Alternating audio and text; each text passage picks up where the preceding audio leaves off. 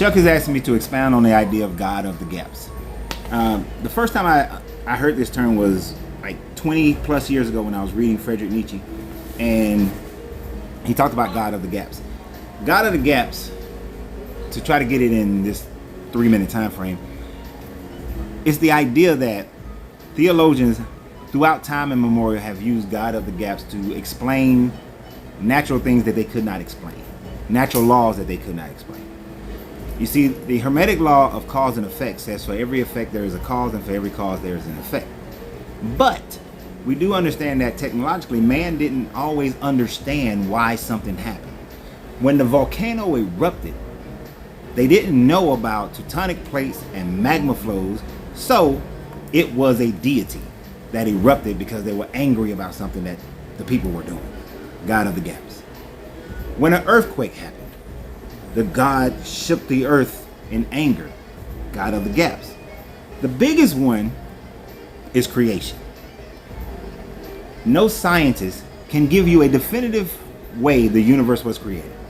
We have the Big Bang Theory, which also has the Big Crunch, and it's a singularity that is theorized to happen for all eternity.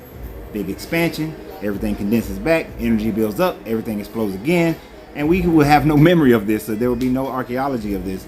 So God did it. God did it in 7 days, 6 days, whatever number of days, 6 days.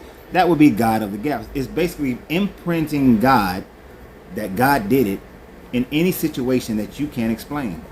You know, a tornado sweeps through a town, it tears up this house, and everything in the house is destroyed. And for the sake of somebody who's sitting across from me, but a Quran stayed on the table and wasn't damaged at all. God did it. Not wind, not the effects of the wind vortex and what was blowing here or there. God did it.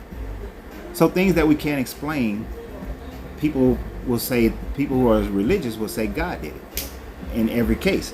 So when people, but as scientists, as your Galileo starts talking about planetary revolving around the sun, as science grows, the God of the gaps shrink, because now we understand the natural law of it. Now in today's world, many theologians will say that God is in everything. So although we may have discovered why things happen, God still did it. So they're trying to get away from the God of the gaps theory. But we still find it in the layman's mentality that if they can't explain something, there was a flood, God did it. We won this battle that we shouldn't have won, God did it. The sun is moving across the sky, Osiris did it, Apollo did it, so God did it. So that's basically the God of the gaps. If you can't explain it scientifically, God did it.